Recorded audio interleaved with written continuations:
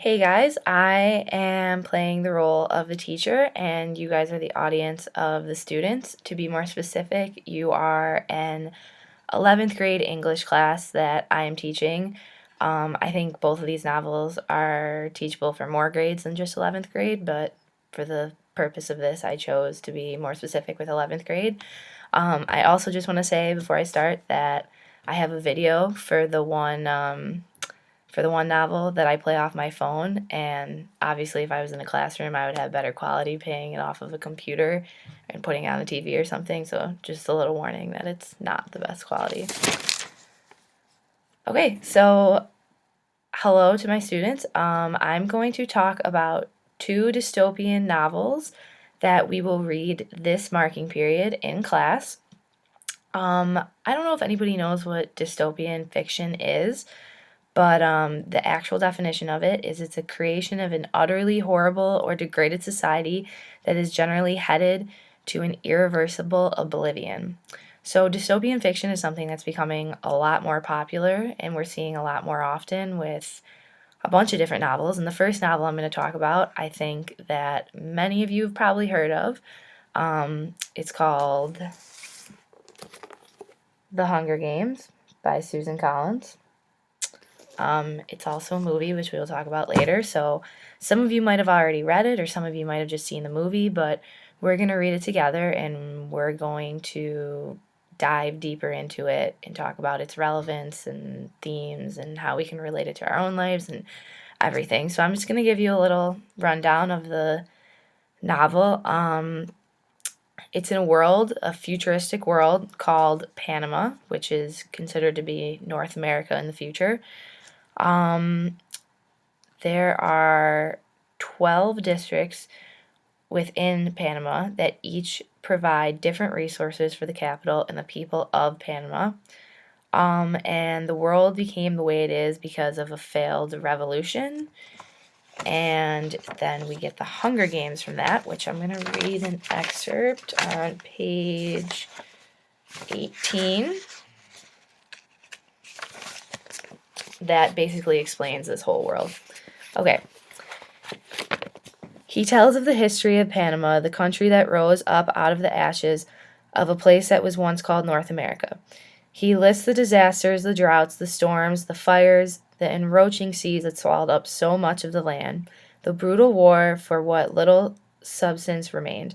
The result was Panama, a shining capital ringed by 13 districts, which brought peace and prosperity to its citizens. Then came the dark days, the uprising of the districts against the capital. 12 were defeated, the 13th obliterated. The Treaty of Treason gave us the new laws to guarantee peace and our yearly reminder that the dark days must never be repeated. It gave us the Hunger Games. The rules of the Hunger Games are simple. In punishment for the uprising, each of the 12 districts must provide one girl and one boy, called tributes, to participate. The 24 tributes will be imprisoned in a vast outdoor arena that could hold anything from a burning desert to a frozen wasteland. Over a period of several weeks, the competitors must fight to the death. The last tribute standing wins. Taking the kids from our districts, forcing them to kill one another while we watch, this is the capital's way of reminding us how totally we are at their mercy, how little chance we would stand of surviving another rebellion. Whatever words they use, the real message is clear. Look how we take your children and sacrifice them, and there's nothing you can do about it. If you lift a finger, we will destroy every last one of you, just as we did in District 13.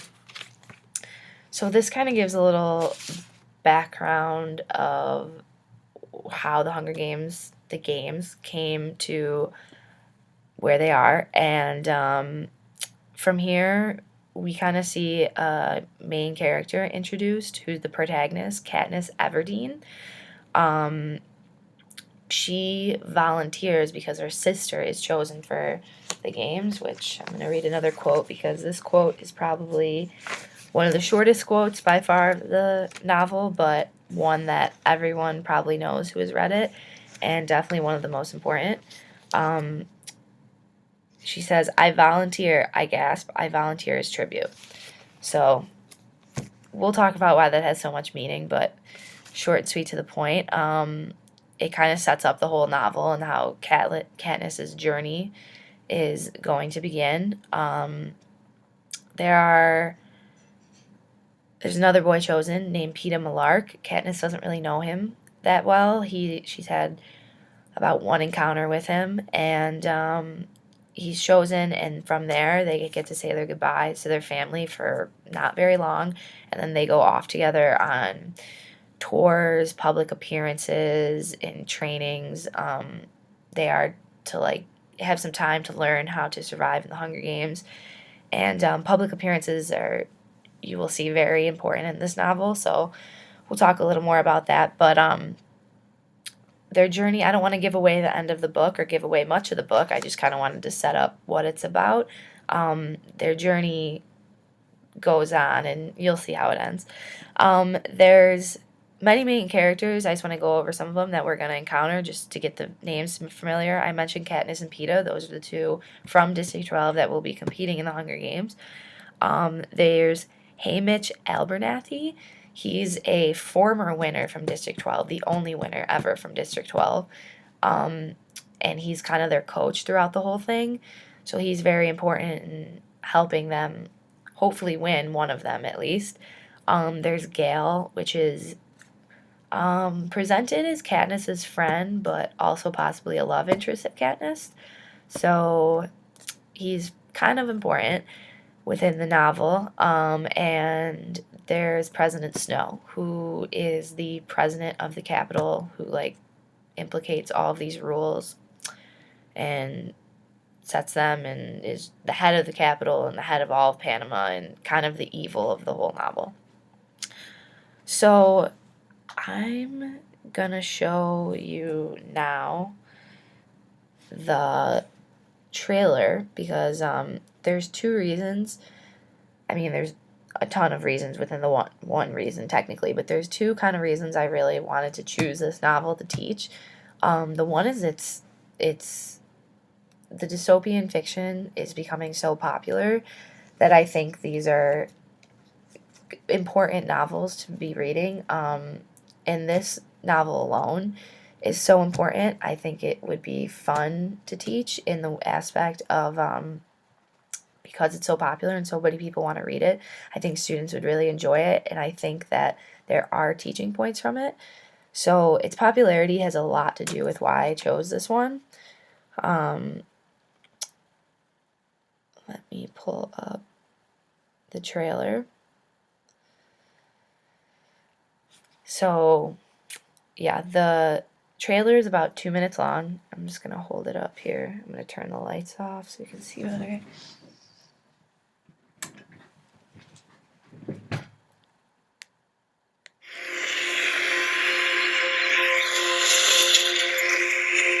We could do it, you know. Take off, live in the woods. They'd catch us. Well, maybe not.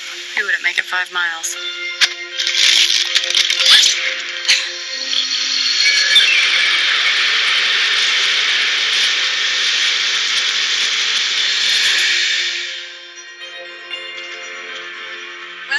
Welcome.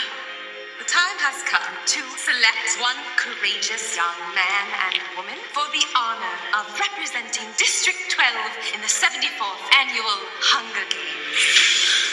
It's your first year, Prim. Your name's only been in there once. They're not gonna pick you.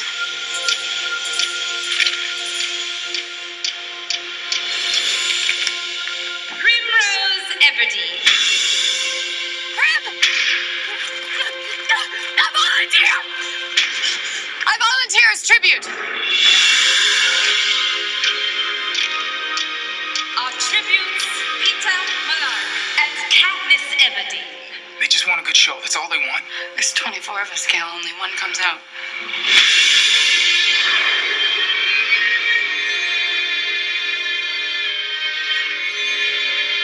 So you're here to make me look pretty? I'm here to help you make an impression. And so it was decreed that each year the 12 districts of Pan Am shall offer up in tribute one young man and woman between the ages of 12 and 18 to be trained in the art of survival and to be prepared to fight for the dead. This is the time to show them everything. Make sure they remember you. just keep wishing I could think of a way to show them that they don't own me. If I'm gonna die, I want to still be me. I just can't afford to think like that.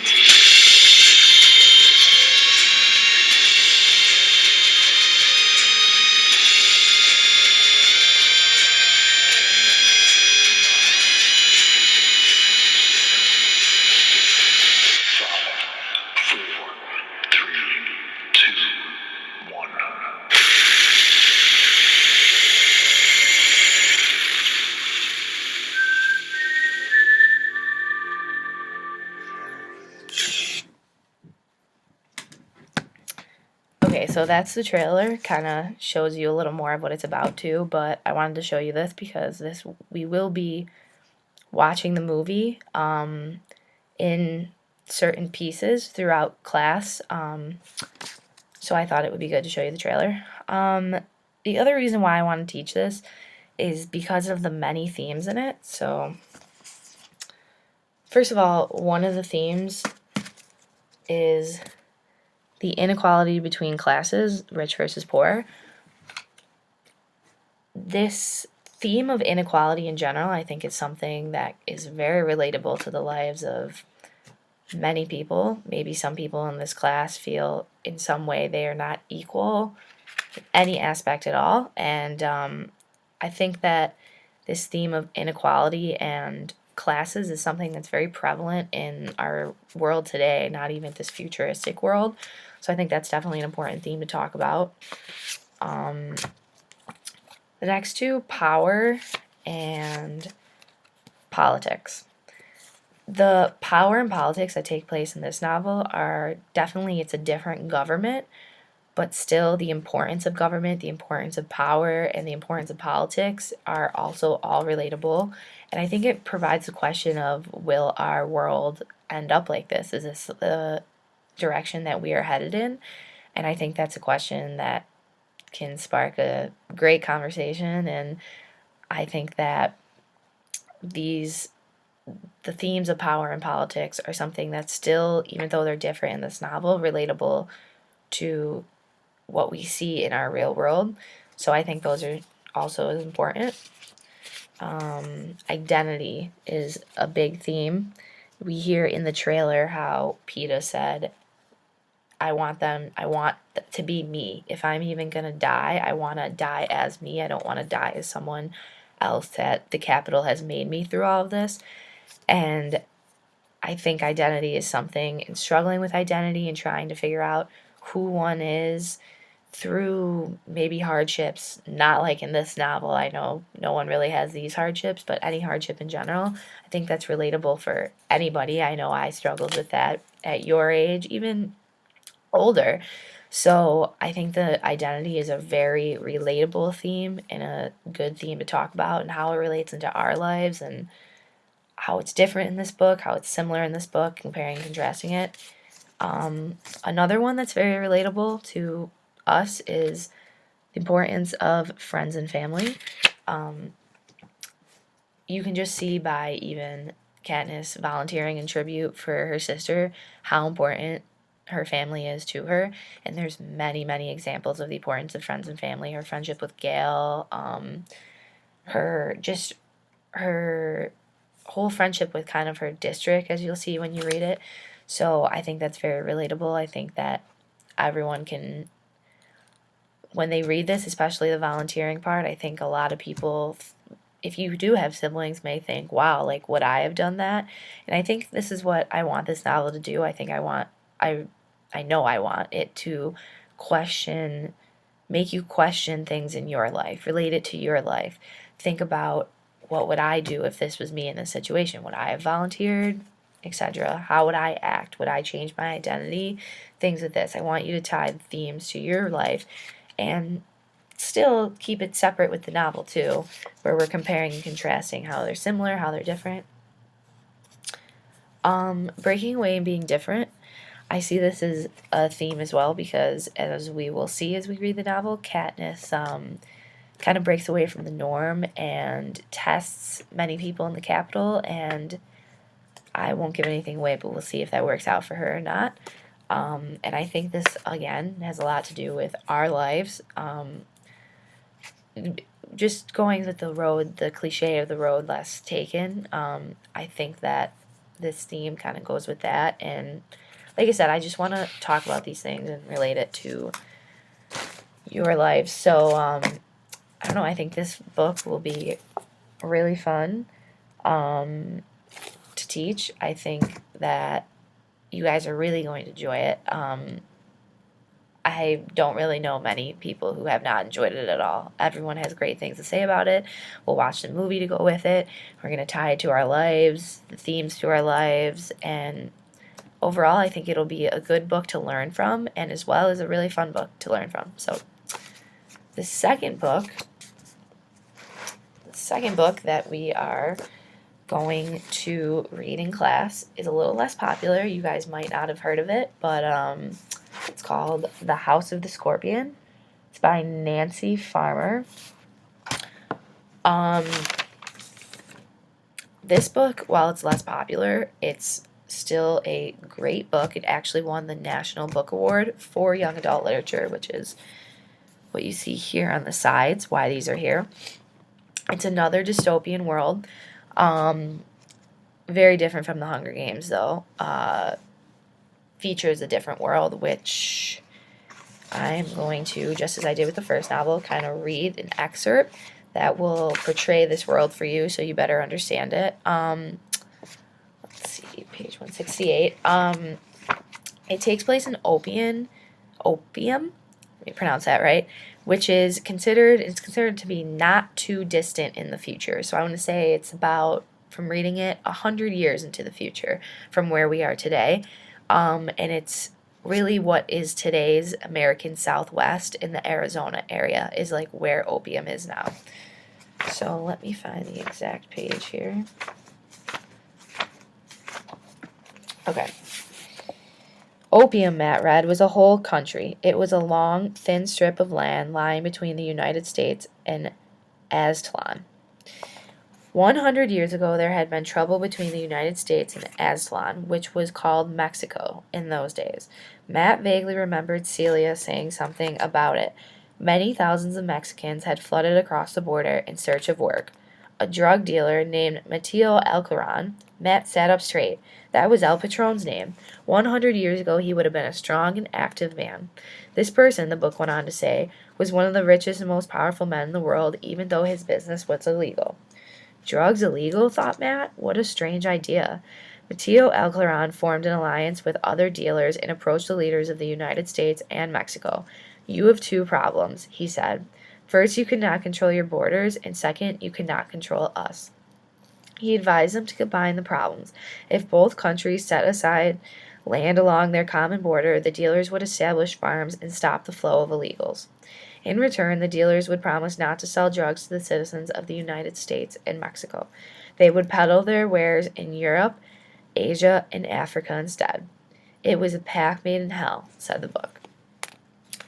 Okay, so one of the first things that I think definitely caught your attention is that in this book, drugs are not illegal in opium. So one of the main characters, El Patron, he is a drug dealer, in other words, and this is illegal because of this deal that he made. So another part that I want to read is the first chapter. It's short, but I think when reading it, it's really going to draw your guys' attention. It's definitely a powerful, short first chapter that after you read it makes you want to read more. So I just kind of want to read this to you guys. It's called In the Beginning.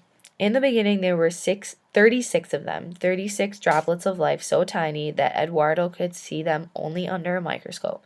He studied them anxiously in the darkened room. Water bubbled through tubes that snaked around the warm, humid walls. Air was sucked into growth chambers. A dull red light shone on the faces of the workers as they watched their own arrays of little glass dishes. Each one contained a drop of life. Eduardo moved his dishes, one after the other, under the lens of the microscope. The cells were perfect, or so it seemed. Each was furnished with all it needed to grow. So much knowledge was hidden in that tiny world. Even Eduardo, who understood the process very well, was awed. The cell already stood what color hair it was to have, how tall it would become, and even whether it preferred spinach to broccoli. It might even have hazy desire for music or crossword puzzles.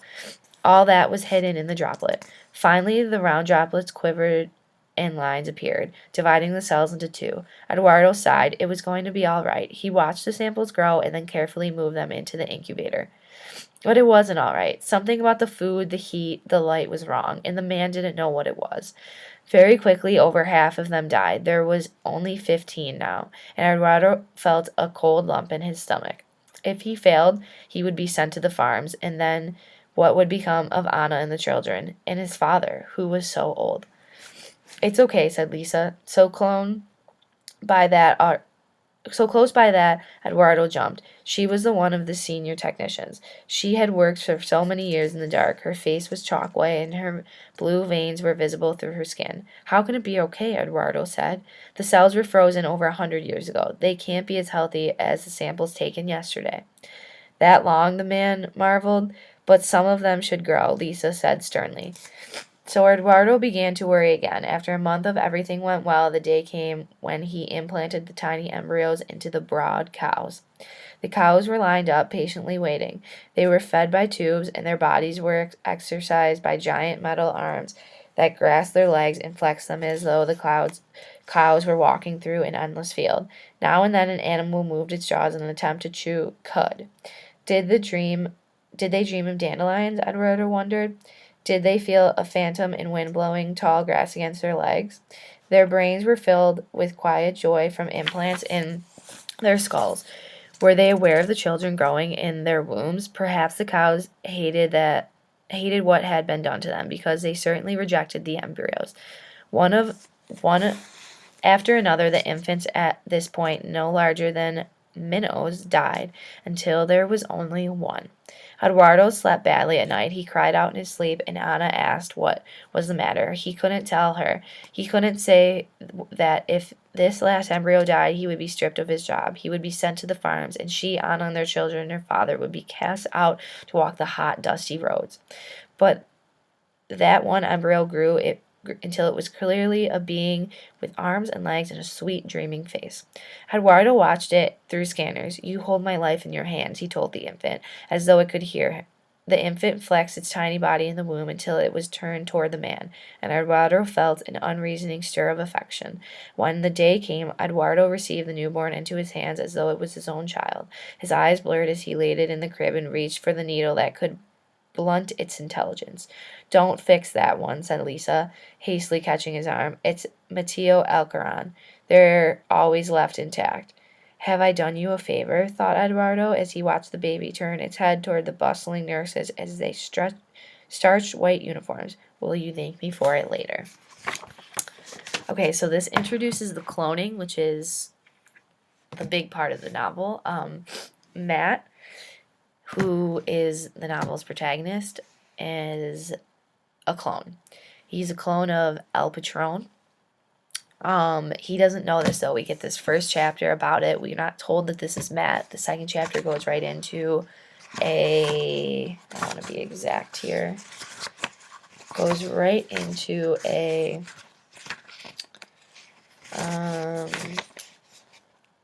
6-year-old boy. So we're not sure if this 6-year-old boy is him, but we're told that this 6-year-old boy named Matt is locked up in a shack while his mom goes and works at the big house. He basically longs for friends, outside interaction, anything. He's 6 years old, and up until this point, he has not been around anyone but his. It's not mother. It's his caregiver named Celia. So he's basically just very, very lonely. He wants to know what it's like in the outside world. All he knows is his shack. He has things in the shack, like TV, books, stuff like that, but he misses humans, just like human interaction. He longs for that, wonders what it's like, wonders what he would do if he got that. So, to his luck, 3 children come exploring, and they find him. Long story short, he wants to play with them, but he doesn't know a lot. He's kind of, I don't want to say ignorant because he's so young, but he doesn't have a lot of knowledge yet. He jumps out of a glass window, which ends up breaking, and he cuts himself. So these 3 children, one of them being a little bit older of a boy, like a 12-year-old boy, run him back to the big house to get him stitched up. Everything's fine until suddenly someone in the big house realizes that Matt is a clone, and that is when this novel takes a complete turn. He doesn't at this point know what a clone is. He doesn't know what any of this means. But he is thrown into captivity where he's kept in a basement and he's treated like an animal. He lives in animal conditions. Literally, they describe it the conditions that I think it was a pig would live in. On page 34, we kind of see that Matt's not understanding what's going on. He says, so much had happened in a short time, and Matt couldn't understand half of it. Why had he been thrown out on the lawn when everyone had been so eager to help him at first? Why had the fierce man called him a little beast? And why had Amelia told Maria he was a bad animal? So we're kind of seeing that now he's being treated like an animal, like something disgusting, and he's not sure why.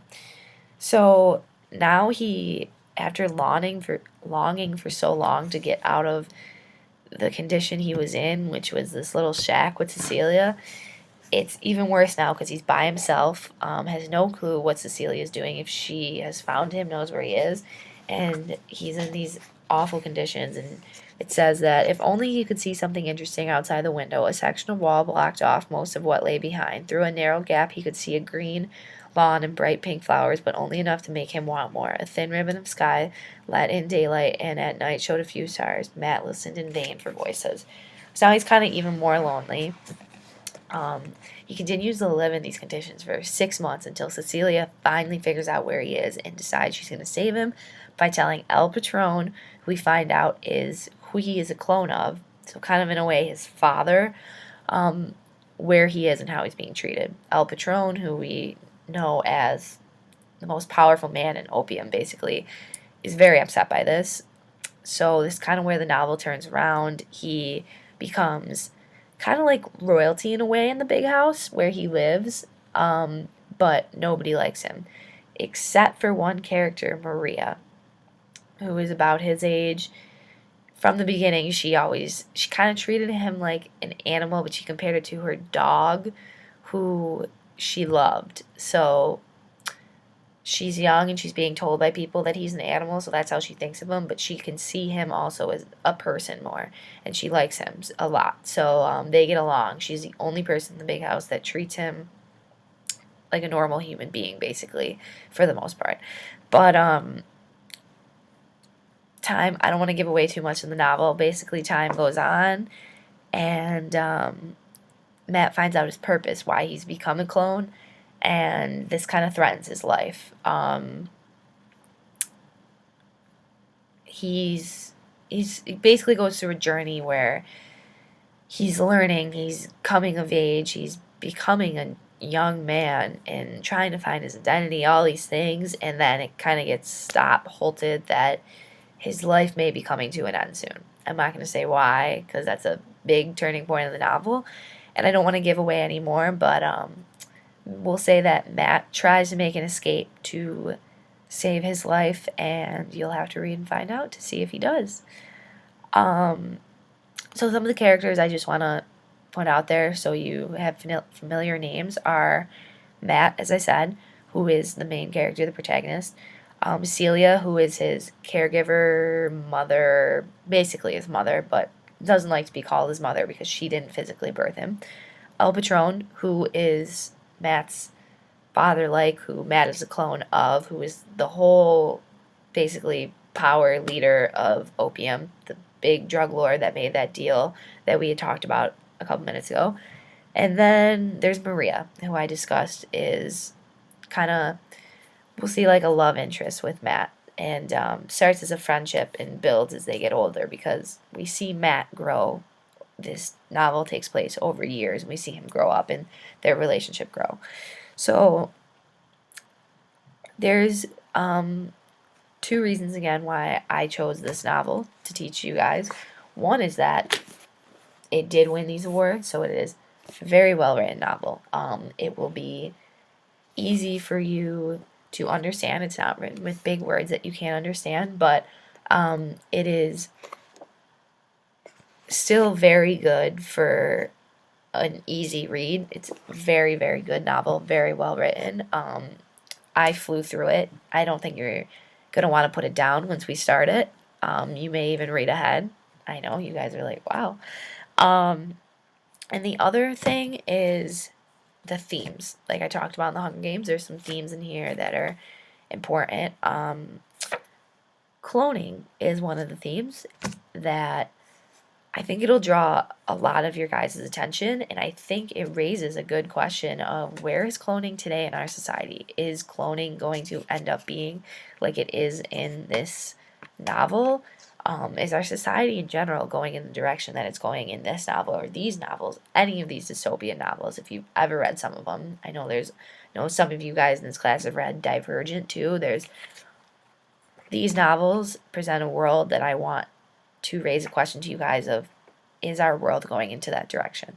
So we see cloning present in our present day society a little bit. It's coming more and more, not yet in humans. So I kind of want to talk about cloning, a little background on it. We'll do some research on it. And we'll see if it's going in the direction of this novel, if humans will be cloned soon. We'll get your guys' opinion. So, like I said, I will like to relate these themes to your guys' lives and to our society, because I think that's what makes these books so great to read. Just like the first one, but even more in this novel, inequality is a main issue because Matt is treated so poorly because he's a clone, but he is still as much of a person as anybody else. I'm going to actually read on page 245.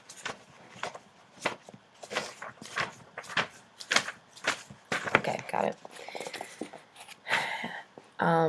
It is said, no one can tell the difference between a clone and a human. That's because there isn't any difference. The idea of clones being inferior is a filthy lie. So, this struggle of inequality, I think, even if you can't relate to it, well, I think many people can relate to it. It's very relatable to our society. Many people struggle with inequality in this same way, that it's kind of just like a lie, that it's a perception in our heads that isn't true. Even for example, the color of our skin does not make us who we are. Because Matt is a clone does not make him who he is. Our cultural backgrounds, all that kind of stuff, our ethnic groups, that's not what should judge us and make us unequal to anyone else. So we're going to talk about that.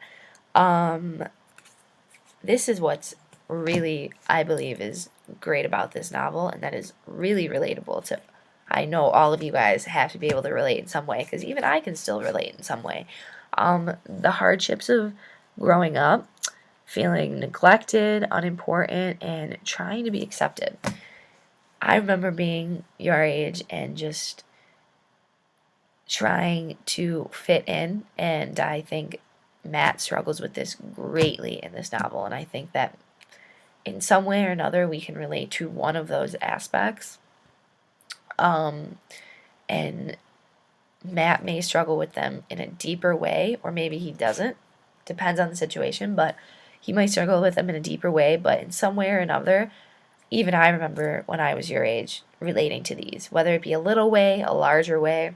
So again, I think because these are such relatable themes, it's really going to draw you into the book and make you want to keep reading, make you feel you can relate to Matt.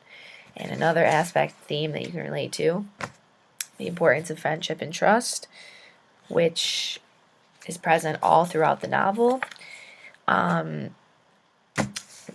mean, I don't even have to say how that's relatable to you guys. It's that 100% is relatable to everybody, because everybody values their friendships and trust within their friendships. So I think that'll definitely draw you guys in as well. And lastly, for the people, I think a lot of people will enjoy the cloning aspect, and I think there's other people who aren't as much into the sci-fi aspect. I remember when I was your age, I was not into the sci-fi aspect as much. But the thing about this book is that it actually does have a bit of a love story. So, I think for the people who aren't as much into sci-fi, they will take to this love story aspect of it. And or you may end up taking to both of them because it is just such a great novel. But I'm gonna read an excerpt just to give you guys a little teaser, we'll say, of the love story. We'll die together, dearest. Matt's heart joined when he heard dearest. I can't let you do it. I'll go alone. I have a secret hiding place. The oasis, said Maria. You'll never make it there ahead of the farm patrol. So she even knows about that, Matt thought. Tamlin must have told her everything. I can try. And so can I, she said, getting that mullish look in her eyes. Matt knew so well. Either you press the scorpion and we escape together, or we stay here and starve together. I'm not leaving you, not now or ever. I love you, Matt said. I love you too, said Maria. I know that's a sin, and I'll probably go to hell for it. If I have a soul, I'll go with you, promised Matt. So I think you guys are gonna enjoy that love story aspect of it too. So yeah, those are the two novels that we are gonna be reading in class. They have a lot of great themes, great reads, popular. One is a movie to go with it, and I think you guys are really gonna enjoy it and really going to dive into them, and I think we're going to be able to relate them to life in general, your lives, society today, and all of that, and I think they'll be great reads. So hope you guys enjoy.